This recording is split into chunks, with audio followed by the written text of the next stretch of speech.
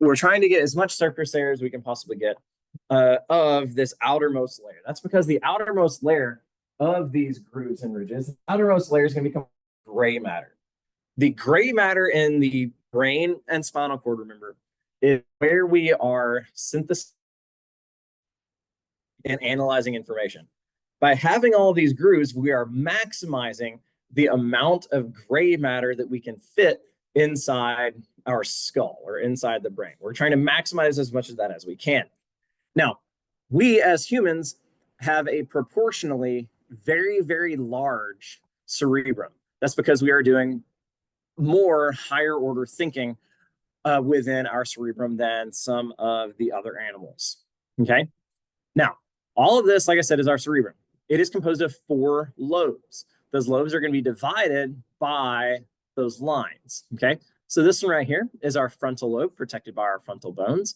And it goes all the way up to this line right here that's called the central sulcus. Okay. Our next big structure is our parietal lobe. Then we're going to go from the parietal lobe to the occipital lobe, and then from the occipital lobe to the temporal lobe. Okay. Now, there's also an insular lobe. It's kind of found deep to the temporal lobe, so kind of found right in here that we just simply can't see because it's, well, insular. It's inside. Okay. Now, we can also see part of our brainstem and part of our cerebellum. When we move to the underneath side, we can see a little bit more. So here we have the brainstem. Okay. So this is our medulla oblongata, is this first segment of our brainstem. Then we get to this big bridge-shaped structure here. This is the pons. And then we get to this region right here, which is going to be called the midbrain. Now, after we have sliced the brain in half, it'll make a little bit more sense why this is the same set of structures as the brainstem. Okay. Now, from this view, we can also see 12 pairs of nerves. All of the yellow that you see right here are cranial nerves. So we have 12 pairs of cranial nerves. These are sources of nervous input and output to the brain other than the spinal cord. Okay, we'll talk more about these in a little bit.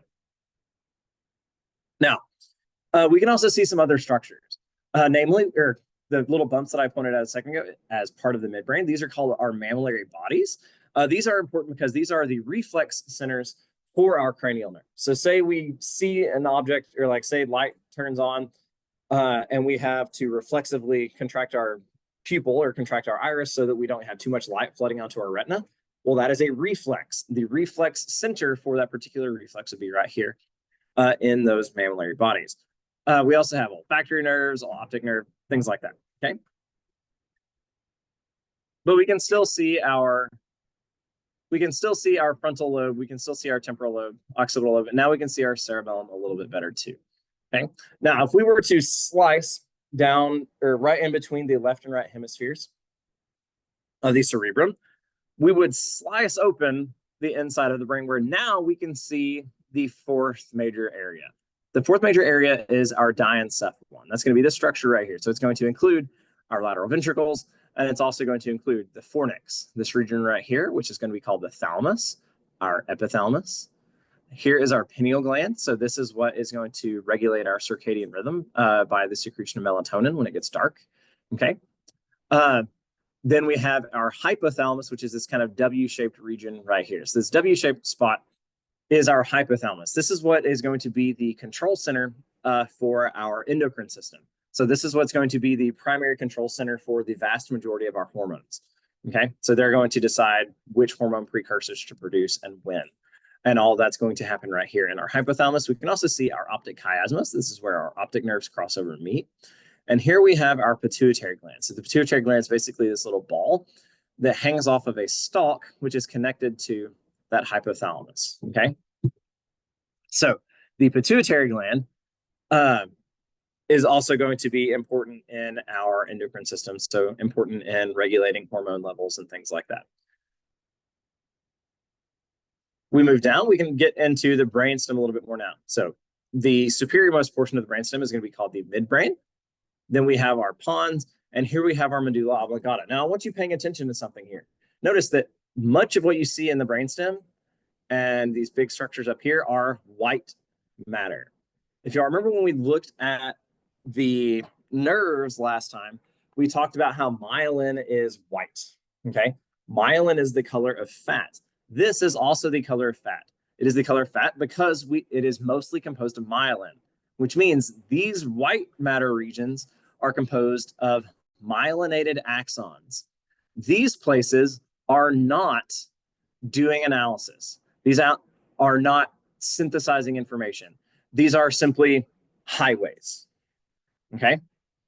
Instead, we see a little bit of gray matter here, a little bit of gray matter here, a little bit of gray matter up here, some gray matter here in the cerebellum, and a bunch of gray matter up here in the cerebral cortex. Those are where we are making decisions. That is where we are analyzing data. That's where we are making connections and things like that. Instead, the white matter is going to be for information highways. But let's see if that makes sense. Well, we have information coming from the spinal cord. Well, that means we need to analyze that information, right? So it's going to go up into the brain where it can then split out into the various parts of the cerebral cortex where it needs to go. The corpus callosum here is basically going to act as a bridge between our right hemisphere and our left hemisphere. Because if you touch something, say, with your right hand, that information is analyzed and interpreted on the left-hand side of your brain. This information has to cross over.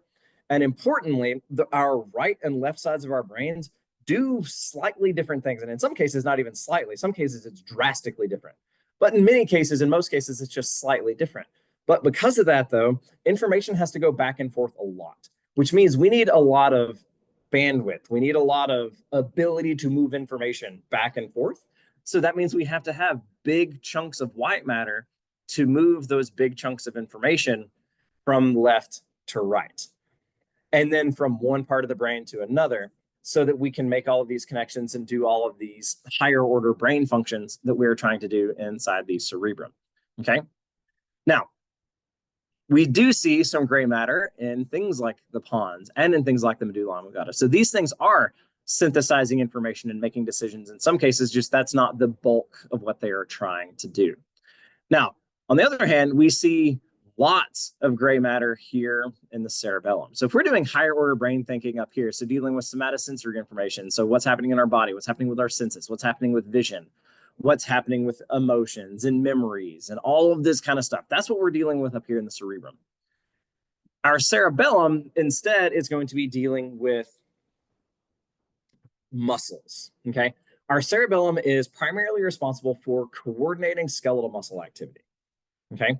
Now, this is very, very important, as you can tell, because it takes up a big chunk of the brain, but also is very intensive analytically. How can we tell? Because there is a boatload of gray matter up here, right? We have splits and splits and splits, and we have all these even lines on the outside of our cerebellum. Why? So that we can get more gray matter in this space, because it needs to do more analysis. Why? Let me show you. I want you to stand up. Okay. I want you to close your eyes and pay very close attention to every single muscle that moves when you take 2 steps, turn around and take 2 steps back. So close your eyes as best you can. If you need to open them a little bit so you don't fall over or something like that, that's fine. But I want you paying attention. And every time you move your legs, so take 2 very slow steps and be very mindful of every single muscle movement that's occurring to allow you to walk.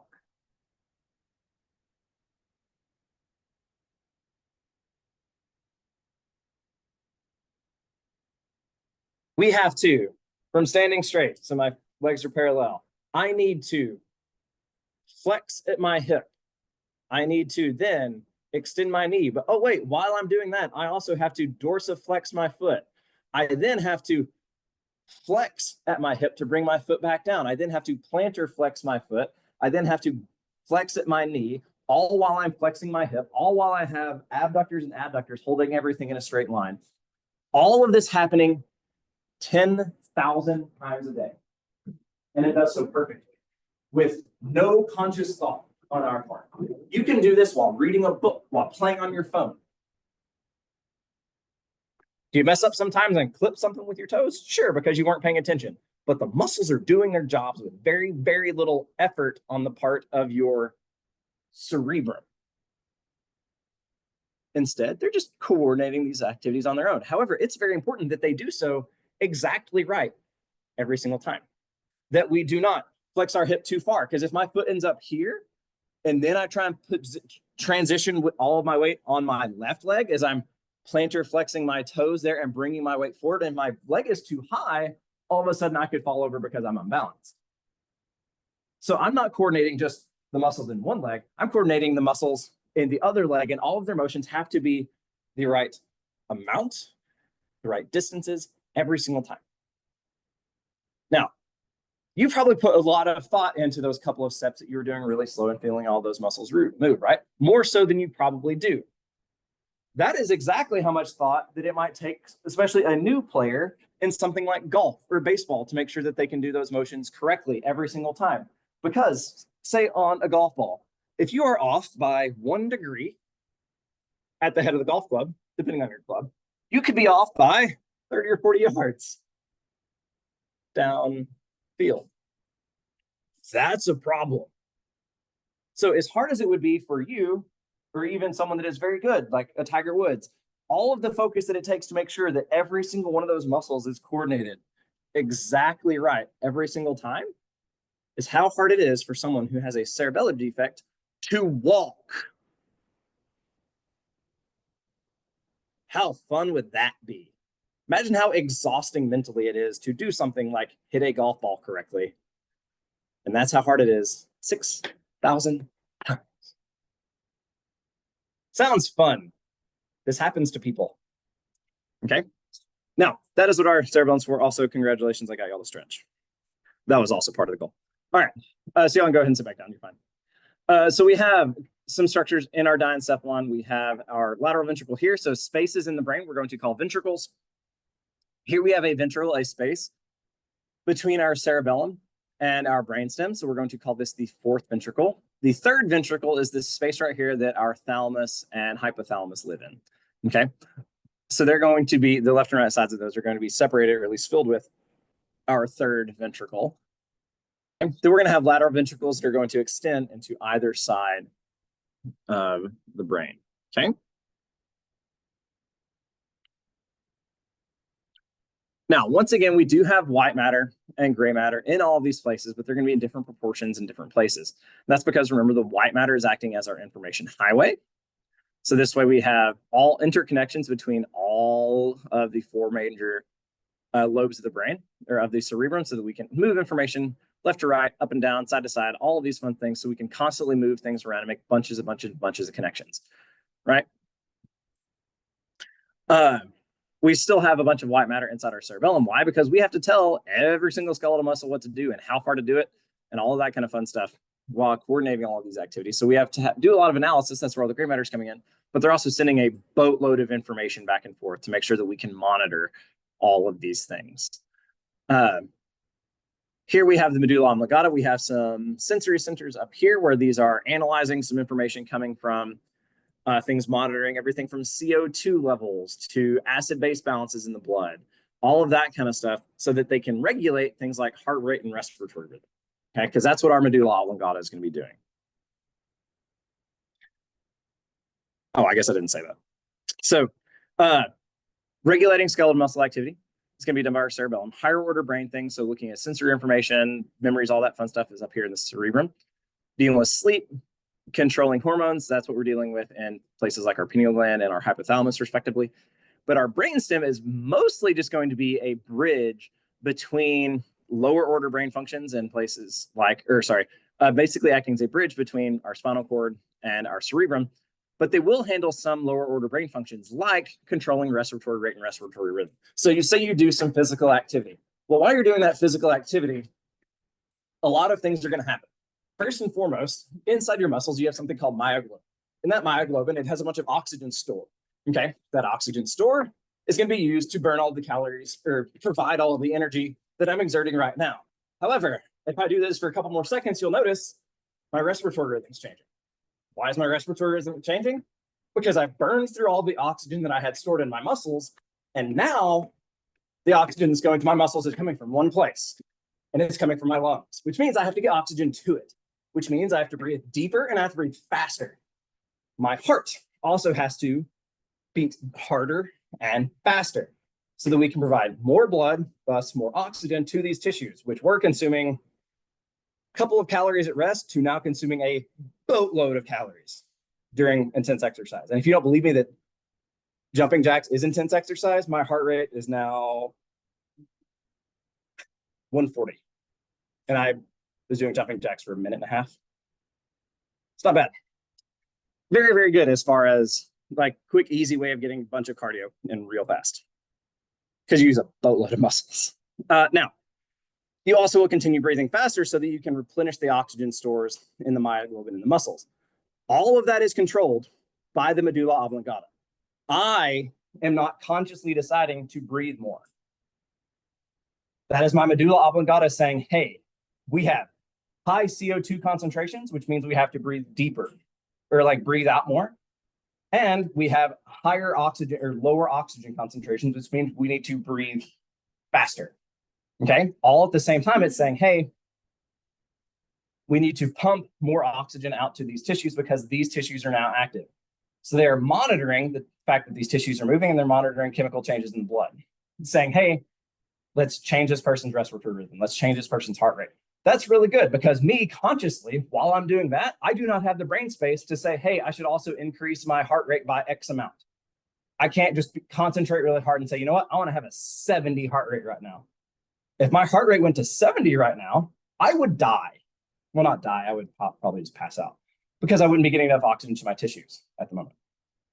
Because a larger percentage of my blood is being sent to my muscles right now than was a moment ago, which means my brain would not be getting enough oxygen at that point because too much of that oxygen would be being stolen by the muscles right now.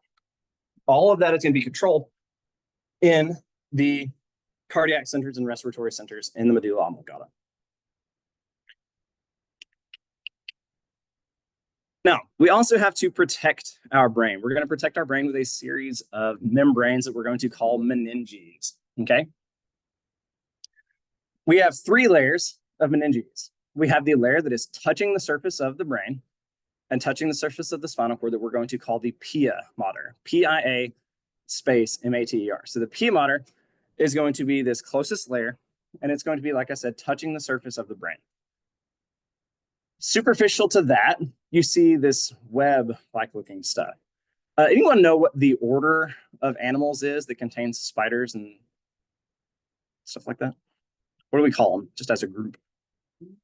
Arachnids.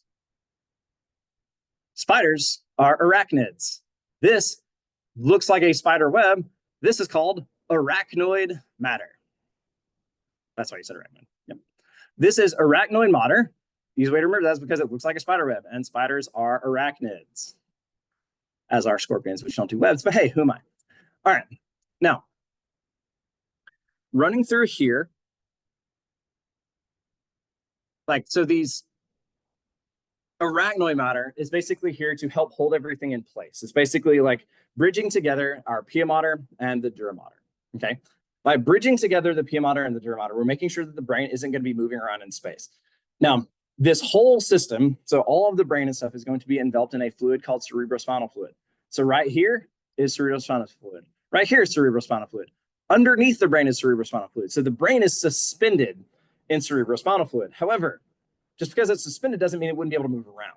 So to help hold it in place, we have the arachnoid mater connecting to the pia mater on the surface of the brain. And then that arachnoid mater is also connected to the deepermost, or the most superficial and most protective layer, which is the dura mater. The dura mater, dura means hard in Spanish, okay? So dura is hard. This stuff is durable, okay? It is tough. Whenever you go to cut up on one of these braids in a little bit, it will have the dura on it, and you can literally pull it and feel it moving and not wanting to tear, okay? It is incredibly tough. And this is going to be the outermost layer that's going to be covering and protecting the brain. So outermost layer is the dura. Inside of that, spider web looking stuff is the arachnoid mater, and then touching the surface of the brain is the pia mater. Now, we also have an extension. So the dura in the brain, unlike in the spinal cord, has 2 layers. We have a layer that is going to be near the bone that we're going to call the periosteal layer because it is osteal near the bone. Then we have the meningeal layer, which is going to be deep to the bone. So here, okay? Now, the meningeal layer will extend in between the right and left hemispheres of the brain into this big structure that we call the falx cerebri. That's basically going to be this really, really dense connective tissue layer in between the left and right hemispheres of the brain.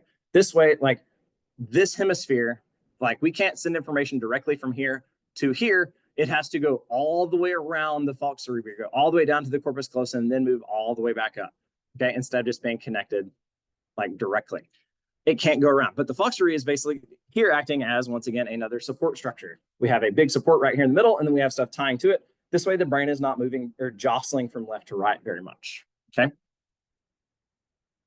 Now, you may notice that there is not a whole lot of space up here. If you take an extra bit of blood or fluid or something like that and put it right here, there's bone up here. Is the bone going to move? No. So what tissue is going to get impinged or get moved by an excess of blood in this location? The soft tissue, the brain. That's a problem. If that happens very long or to a very high degree, you can start to injure these cells. And do neurons repair themselves very well? No. Which means you can end up with basically permanent damage very quickly without a whole lot going on, because in this space right here, we're talking a couple millimeters, right? This is not a huge gap. We do not have a whole lot of extra room in here. This is why brain bleeds and stuff like that are so scary. And it's simply because we don't have room for swelling. We don't have any way of relieving pressure when we start to try and get swelling or try and get too much fluid in here. So oftentimes what that will entail whenever we get a big buildup of fluid or something like that in one of these locations is literally taking a drill and cutting down to it to make a hole to relieve the pressure. That's the kind of thing that your dad, who is kind of into woodwork, would do if they did something slightly like, okay, we'll just drill a hole and just kind of let it relax a little bit like that. That is not what you would expect someone with 10 years of medical degrees to be doing to try and relieve pressure. But that's the only option that there really is. Sometimes they'll even cut away sections of the bone, not just drill a hole. Sometimes they'll remove entire sections of the bone to just try and relieve the pressure. Now, but that's one of the dangers whenever you hear on whatever medical show you're watching and someone has a subdural hematoma. What is happening here then is they have a bleed underneath the dura. So in between the dura and the brain, they have a bleed. Okay, that can be dangerous because once again, the dura doesn't give. There's no space here. There's nowhere for that blood to go. So it's going to be putting a bunch of pressure on the surface of the brain. Now, you'll notice that we have dura touching the bone here. There is no space. However, sometimes people get injured in such a way that they bleed from a blood vessel like this into this space here. So their blood will sit between the dura and the bone. That would be an epidural hematoma. That would also be very problematic, possibly even more so in some cases, because now they don't have blood flow going to that area to get rid of it. Excess fluid here isn't going to be getting taken up by anything because there's nothing in this place to take it up. So that means that fluid just have to sit there. So really the only way to get rid of that kind of fluid buildup would be to literally cut a hole in the brain to let the fluid out, or like through the skull to let the fluid out. So fun times. Now, there is an epidural space in your spinal cord where there is an actual space there. Here, this is a theoretical space. It is not a space in someone having normal anatomy in a normal moment. Instead, it is only something that will become a space under incredible circumstances. However, in our spinal cords, you do have an epidural space that they can access to inject medications and stuff like that. Yeah, epidural. Yep. Epidural means that they would be inserting a chemical outside of the dura. However, that's only going to be, like I said, in the spinal cord region, not really in the brain or in the skull. At least I can't think of any reason why they would need to do that. Also, we should all be vaccinated against meningitis. I think that's a rule here. At least it is at most colleges. And that's because no room for swelling. Itis means inflammation. Inflammation means swelling. We don't have room to swell in here without catastrophic things occurring. This is why someone can be perfectly healthy at 8 a.m., come down with a really, really severe fever by 10 or 11, and die by 8 p.m. if they have a really, really bad case of bacterial meningitis. They can just die, even though they were perfectly healthy when they woke up. And there's very little that you can do in those cases. Now, they fight it in a lot of ways. When like say this happens, when I say spike A fever, I'm talking fevers in the 106, 108 range in a lot of these cases. They will literally take these patients and put them in a bathtub full of ice to cool them down.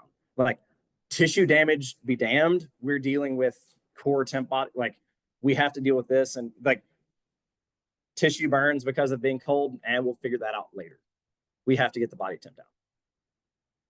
They'll literally take blood bags as they're giving these people like extra fluids and stuff like that, where all of that stuff is being routed through ice water to cool it down. So they're injecting cold fluid into the vessels to try and cool them down. Fun stuff. And you can still die. That's like, those are drastic circumstances, and usually by that, or sometimes even by that point, it's too late. This is why it's important that we get our meningitis vaccination. Is it likely you'll come down with it? Probably not. If you don't get the flu shot, is it likely you'll come down with the flu? Possibly. You have probably a 25 or 30% chance if you don't have the flu shot. Is that what your chances are of meningitis? No. But if it does happen, it's proportionately much worse. People do die of the flu every year, but people also die of meningitis every year. It is bad. Okay. We talked about the falx cerebri a little bit here. We also have a falx in between the two lobes of the cerebellum. There's like a little groove separating the left and right sides, and that's basically going to fit in that little groove. We also have a structure very similar that's going to cover our cerebellums and separate our cerebrum from the cerebellum. We're going to call that the tentorium cerebelli. Now, your brain is also going to be filled with cavities. These gaps in the brain we're going to call ventricles. We have left and right ventricles moving out kind of into the cerebrum. Although I think we're probably kind of at the edge of that diencephalon here. Then those are going to be connected to our third ventricle right here, which remember is near our thalamus and hypothalamus here. And that is going to be connected via what we call the cerebral aqueduct to our lateral ventricle, or sorry, our fourth ventricle, which is going to be in between our cerebellum and our brainstem. Okay, so cerebellum, brainstem, fourth ventricle around the thalamus, that's the third ventricle. Out on the sides, lateral ventricles. You can see that you kind of wrap around in this sort of three-dimensional image. We have some casts in gray of them if you wanted to see what the actual ventricles look like. That was taken from an actual human being. So that's what that would look like. They are all connected to one another, though, by these aqueducts, because these are filled with cerebrospinal fluid. We're going to produce a bunch of our cerebrospinal fluid here inside these ventricles in places called choroid plexuses. But that fluid is going to circulate around the brain, very similar to how blood might be circulating around. So it's going to go from here to here, or from here to here to here, and it's going to move through those aqueducts as they're moving through. So we have cerebrospinal fluid inside the ventricles of the brain. We also have the entire brain enveloped in cerebrospinal fluid as well. So outside the brain will be covered in CSF too. So we are going to see some kind of flow around it. Now, all of this is here to protect the brain, okay? By enveloping the brain in cerebrospinal fluid, the brain is basically now just going to float in that CSF, okay? Just like if you're floating, you are basically weightless. So now none of the tissues in the brain are having to fight against their own weight, and their weight is not pushing with pressure onto any of the other structures. They're all just kind of floating in space, hanging out all together. This way, we have no impingement among things. This is also going to be very important for, say, an instance like this. That's a lot of force, hard enough that y'all can probably hear it, right? Now, I might have a phone number stored right there on the other side of the bones that you're hearing. Well, if I didn't have CSF, that force would be going directly from that bone directly into that soft tissue, potentially causing damage. But instead, everything is surrounded by CSF. So when I hit it with that force, just like when I hit your water bottle, yes, we see some force, but what happens? It gets sent through all of the water, so all of the water takes all of the force. Yes, there's a little bit extra right here, but then very quickly that wave dissipates as it's moving through everything. This way we can move all of that force through the entire brain rather than having it as hyper-localized on a single spot, and all of a sudden I forget my wife's phone number or birthday or whatever. Don't do that. Don't ever forget a birthday. That's bad. Ask me how I know. The best ones are anniversaries. I booked a dove hunting trip one year over our anniversary weekend because I was stupid and had our anniversary weekend be like the opening weekend of dove season. Uh, Booked a trip going all the way across the state. Like we're talking, like I was near El Paso, or that we were in Marfa actually. So yeah, we were in Marfa hunting dove, and she calls me on our anniversary day. We are just talking about stuff like, oh, how'd it go? Oh, it was great. Like there were tons of birds, all this kind of stuff. She's like, Matt, it is 9 p.m. on our anniversary, and you have not wished me a happy anniversary. I was like, yeah, bad. I'm a bad person. Now, our CSF is also very, very, very important, not just as a protection for buoyancy, but also because it makes sure that we have a very stable environment in which these neurons live. Because remember that we are sending electrical signals here using sodium, potassium, and calcium moving across cell membranes. We have to be very particular then about the concentrations of things like sodium, potassium, and calcium throughout the entire brain so that we don't mess up its ability to send signals from one cell to the next. So we use our CSF to make sure that we have that. Now, the CSF is going to be formed in what we call choroid plexuses. So these choroid plexuses are basically going to be a big network of capillary beds that are associated or in these ventricles. What kinds of glial cells live in the ventricles or facing the ventricles of the brain? Anyone remember?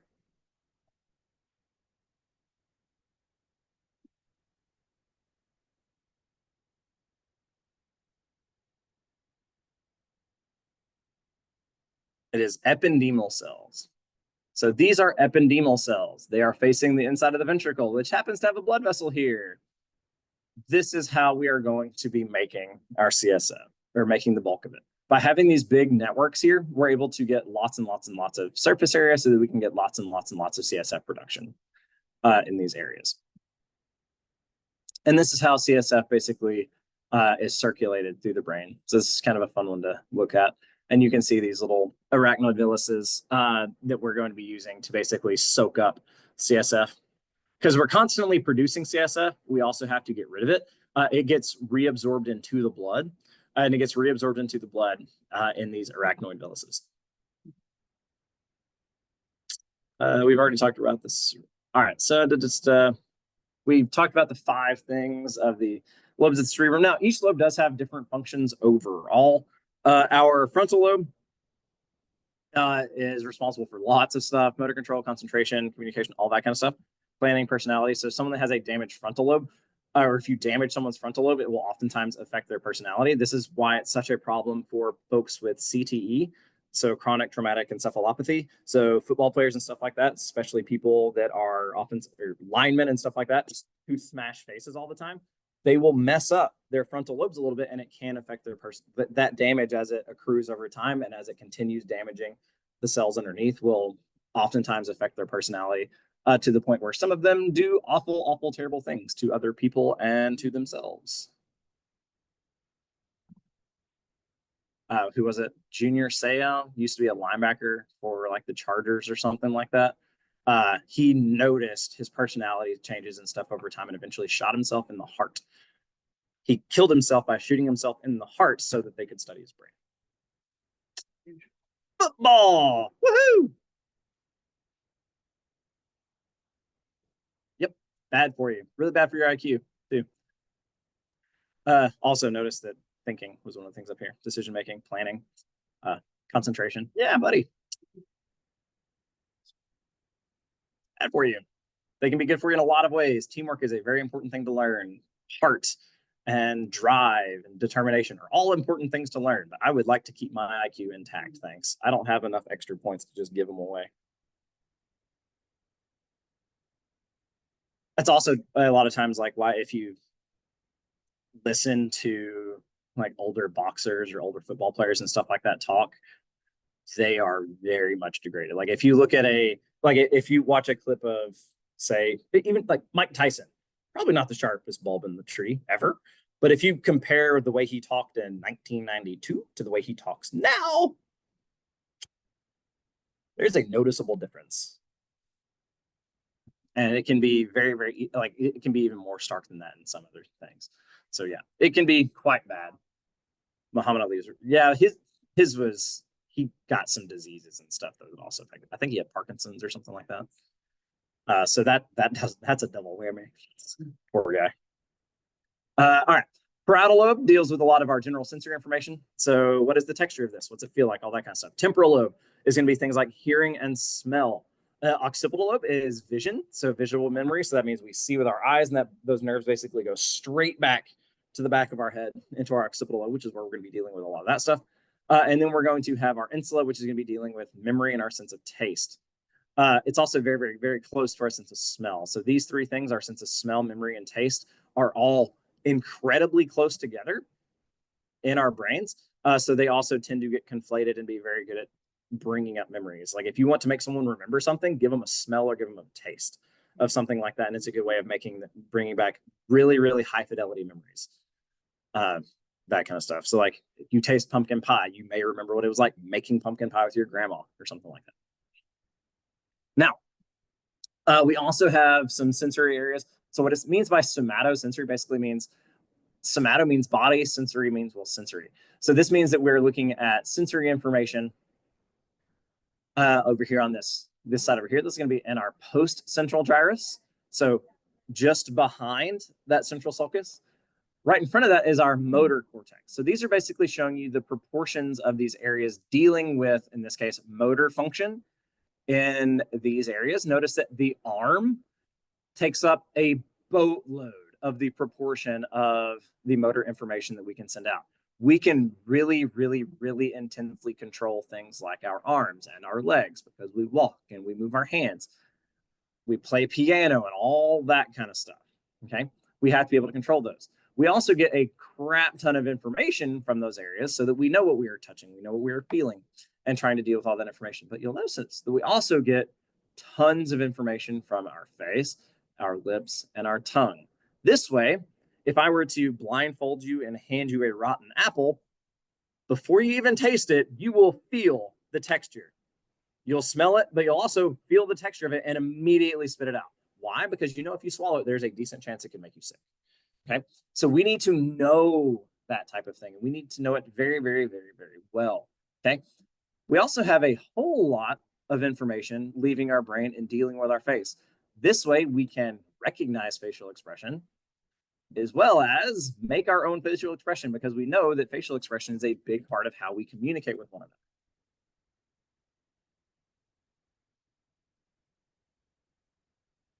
another. So we do have some differences between right and left. Right-handed people are typically going to have this sort of shift in their brains where the right-hand side of their brain is slightly shifted forward. Left-handed folks, it's going to be the opposite of this, where the left-hand side of the brain is slightly shifted forward. Function-wise, it doesn't really mean any difference. Left-handed people are going to be capable of the same things as right-handed people. It doesn't mean they're going to be better at art or anything like that. It's just going to be in part because of this sort of anatomical asymmetry. Now, each side of the brain, though, or different parts of the brain are going to be associated with some different things. For instance, we have visual acuity on both sides, but musical ability is kind of a right-hand brain trait. Language is sort of a left-hand side of your brain kind of thing. But then we also have matches between the two, whether it's primary somatosensory cortex stuff, those are the same on both the right and the left. Okay, so the right and left-hand sides of the brain are similar in many, many ways. However, there are a few things that one side of the brain will do better or more of than something else. You'll sometimes hear people say, oh, I'm a right brain person or I'm a left brain person. That is horse hockey. They have both sides of their brain and their entire brain works. Unless someone has gone in and literally chopped out one half of their brain, they use both sides. You'd actually be surprised. They've done that to a couple times, people, and you can literally remove half of someone's brain and they'll survive. Really? Yeah. They're weird. But yes, they can survive. Yeah, some things don't work the same way anymore. But honestly, the weird thing is that the side of the brain that is left intact and remains healthy will actually co-opt a lot of the same stuff that the other side of the brain was responsible for doing, but it may take them a while to relearn it. So this is actually one of the things that oftentimes happens when people do have a traumatic brain injury.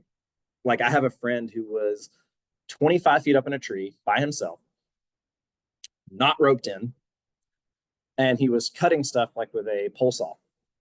cut a limb, didn't realize that there was another limb on top of the one he was cutting. And as this one started to fall and it was falling safely, the one that was on top of it fell, hit him in the head, and knocked him out of the tree. Someone found him 4 hours later, covered in blood, took him to the hospital, of course, had brain damage, and then had years of various therapies and stuff like that to try and bring things back to normal. But what ends up happening in these types of people is over that time, he's having to relearn how to talk.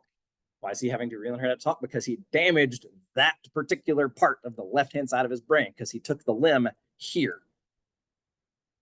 So he had to relearn how to talk. So now the right-hand side of his brain is what does the talking, even though the left-hand side of the brain is what was doing it before. So yes, in those kinds of cases, yeah, the other side of the brain will co-opt those kinds of activities because it realizes that it has to do it, and those neurons basically just figure it out. Your brain is incredibly, incredibly malleable. Incredibly malleable. Here's the hypothalamus. You don't need to worry about naming any of these regions. I just wanted to show you that we do actually have different types of things mapped out even inside the hypothalamus as far as which regions are taking care of what. Trying to think if there's anything else we need to show you anatomy wise. Here's our limbic system. So all this stuff is associated once again with memory. So you'll notice that it is closely associated with parts of the parietal lobe and temporal lobe, which means it's going to be closely associated with some of those areas dealing with those particular senses. All right. Now, all of that stuff we were talking about a second ago, these are all parts of the central nervous system. Now we're going to switch gears a little bit and talk about the peripheral nervous system. Remember that the peripheral nervous system includes nerves. So inside your brain case, we have 12 pairs of nerves. These are sources of nervous input and output to the brain other than the spinal cord. Okay, so none of these nerves have to deal with the spinal cord. Instead, they're going to basically start and stop, or they're going to originate from the brain. There are 12 pairs of these. The easiest way to learn these is going to be to learn how to count your way through the 12. Then you're going to Google cranial nerve mnemonic, MNEUMONIC. You're going to Google that term, and you're going to find a cranial nerve mnemonic, that's to say a sentence made out of the first letter of every word that you can remember. Find one that's funny or whatever, something that will, find one that kind of just fits your fancy, or find one that you think will stick in your head. There are literally hundreds of options of these, okay? Find one that fits, or you can make your own. Make a sentence out of the first letters of those words in that order. Then all you're going to do is, as you are counting your way down through these, you're going to go O, O, O to T, da, da, and then stop on that one, and that's the word that you're going to use, and you'll know which nerve it is, okay? So what we're going to do first is figure out how we're going, or now you know what a cranial nerve mnemonic is, so you'll need to find one of those. But let's go ahead and practice counting. First cranial nerve is our olfactory. So that's this one right here. So this is cranial nerve 1. This big X is 2. 3 is at the top of the pons. Now, when we get to a structure like this, we have the top of the pons. All of these structures are emerging from sort of the top of the pons. So we're going to go from medial to lateral. So 3, 4, 5. Back down, 6, 7, 8. Then we're going to go down here onto the medulla. Now we're going to go 9, 10, 11, and then back towards the front, 12. 1, 2, 3, 4, 5, 6, 7, 8, 9, 10, 11, 12. 1, 2, 3, 4, 5, 6, 7, 8, 9, 10, 11, 12. Over and over and over and over and over and over and over and over and over again until this is automatic, until you can basically have a map in your brain of where each and every one of these numbers are. Once you have it to that point, then it's going to be really easy for you to go, then it's going to be really easy for you to go 1, 2, 3, 4, 5, or O, O, O, T, T, A, B, boop. This one right here, this is this. Okay, that's what we're looking for. Okay, over and over and over and over and over again, and then go through your mnemonic over and over and over and over and over again until you can basically go through your mnemonic as you're counting your way through. So O, O, O. I know that this one starts with an O. This is oculomotor. Done. Does that make sense? That is the easiest way to do this. Now, each of these nerves is going to be responsible for different things. Some of these nerves are going to only do one thing. Others will do multiple. Olfactory nerve or cranial nerve 1 is our olfactory nerve. That means it's responsible for our sense of smell. Notice that it's going to go through these little holes right here that we call the cribriform foramina. This is why we pointed out the cribriform foraminas, because those are the openings for the nerves for our sense of smell. We'll talk a bunch about that on Wednesday of next week. Okay. Cranial nerve 2 is our optic nerve. It is connected to the eyes. Now, this one is our left eye, and we interpret it on the right-hand side of the brain. So we're going to cross over. So our right optic nerve and our left optic nerve will cross over. And when they do, they're going to make an X. When they make this X, the Greek letter X is the Greek letter chi. So this is called the optic chiasma. And the optic chiasma is where the left nerve and the right nerve cross over. So where they meet in the middle is the optic chiasma. That's why they're making that X right there. Okay. So this is another sensory-only nerve. This is carrying information from your retina. So it's your vision. The third one is our oculomotor nerve. Oculomotor, what do you think it's doing? Oculo is eye. Motor is move. Yeah, it moves our eye. That's it. Okay, so in this case, it's going to control muscles that are going to move the eye, lift our eyelids, change view diameters, all kinds of fun stuff. Okay, so this is our primary nerve for eye movement. Now, we have another eye movement nerve that is cranial nerve 4. This one is going specifically to the superior oblique. So your ability to look up and out all at the same time in one motion, going from here up and out all at the same time, that is taken care of by our superior oblique. If this nerve is damaged, you cannot do that. Instead, you have to etch-a-sketch your way to it. Okay? Now, the reason I say that is because if you've ever watched any sort of medical show or something like that, or you just watch somebody get a DUI test on the side of a road, what they're going to do is they're going to shine a flashlight in their face and they're going to say, hey, follow the light. I'm like, okay, they'll go up, they'll go down, they'll go left, they'll go right, and then they'll go at an angle. Okay? What you're doing in each of those is you're checking to see if there has been damage or impingement in any of the nerves that innervate those areas. Looking for cranial nerve damage. Because if you have damaged cranial nerve 4, you will not be able to look up and out. It just simply won't be able to do it. Like I said, your eye will have to trace lines to get to it rather than moving in a single static line that goes between them, which is fun. So this is a way we can monitor for damage both to the nerves, but also if we have damaged the nerve, we know where this nerve goes exactly, which means we can also usually use that to triangulate exactly where in the brain we have damage. Yeah, it's very useful. And that's why they do that. That's why they do these sorts of reflex tests and stuff like that, is to look for damage to things like the cranial nerve so that they can figure out exactly what part of the brain has taken the most damage or where there has been damage. Cranial nerve 5 is our trigeminal nerve. Tri because it has 3 major branches, because that it's very, very large. We have a branch here dealing kind of with the lower jaw. We have a branch dealing with the upper jaw side of the head. And then we have another branch that's going to be dealing with the front. The abducens nerve is going to deal specifically with the lateral rectus, your ability to look out. So your ability to move your eyes laterally. So in this case, that would be for my right eye. For my left eye would be medial. Okay, but for my right eye, this is a lateral movement. Okay, that out movement is cranial nerve 6. Cranial nerve 7 is our facial nerve, which conveniently tells us what it does. Okay, this is going to control the muscles of facial expression. So the facial nerve lets you make faces.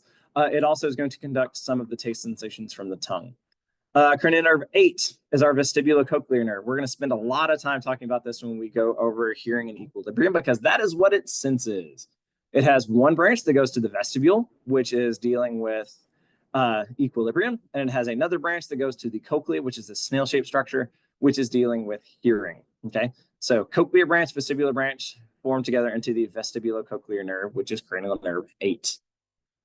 All right, then we have cranial nerve 9, which is glossopharyngeal. That tells you what it does. Glosso tells us we're dealing with the tongue, okay? Pharyngeal tells us we're dealing with the pharynx or the throat, okay? So it's going to help us do things like talk and swallow. Then we have the vagus nerve. This is cranial nerve 10. Cranial nerve 10, the vagus nerve is also called the wanderer, okay? Just like you would have to wander to find yourself in Las Vegas because it's in the middle of freaking nowhere. The cranial nerve 10, the vagus nerve wanders, okay? It will find itself in our aorta, carrying information to it or from it. It will also carry information to the lungs, carry information to the heart, basically letting us slow down our respiratory rhythm, letting us slow down our heart rate. It will also carry information to the liver and the stomach and the spleen and the intestines.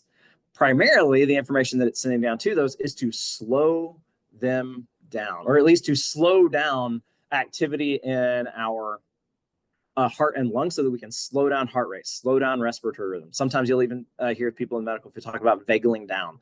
Okay, that basically means that they're letting cranial nerve 10 send down some impulses to slow down things like heart rate, slow down things like respiratory rhythm because the patient is resting. Now, whenever that's happening, they're also going to be upregulating activity in things like the intestines and the stomach because parasympathetic is rest and digest. When you've just eaten your 6,000 calorie Thanksgiving meal, you are going to sit in a chair and you are going to rest while you watch the Cowboys lose. Okay. Also, usually when that happens, in part because the Cowboys are awful, you will also typically fall asleep. Okay. Because that is how much resting you are doing. Your heart rate is going so slow and you're breathing so slow that you fall asleep. Your stomach, however, is going to continue trying to deal with all of the BS that you just put it through, like the half of a cheesecake, which I ate last year. I'm literally not kidding. I ate half of a cheesecake by myself on Thanksgiving last year. It was a pumpkin cheesecake with a graham cracker and candied pecan crust, along with some candied pecans on top. Mother of pearl, it was so good. So good. I love cheesecake. Almost as much as blackberry cobbler. All right, number 11, accessory nerve, muscles of the neck and pharynx. 12 is hypoglossal. Hypoglossal, under tongue. That one should be fairly easy. It's also one of the shortest cranial nerve because it literally goes bloop, bloop. That's it. Very, very, very close together. So that's quite convenient. Okay. Some of them take ridiculous paths. When you look at the paths that, for instance, the facial nerve takes, it's hilarious. They'll literally go out of holes and back into holes and like all kinds of ridiculous stuff that just doesn't make sense. But 12 is pretty straightforward. So those are the sources of nervous input and output of the brain other than the spinal cord. So what we're going to do now is I want you to spend a little bit of time looking at these brains here. You have your structure list. I want you to find as many of these structures on there as you can. Find them on the brain models, get pretty comfortable with those. Maybe go ahead and start looking at the cranial nerves. Once you're like, I'll give you all say 15 or 20 minutes to do that. Then I will bring out the brains and I'll let y'all cut into a brain. Okay. All right, let's get to it.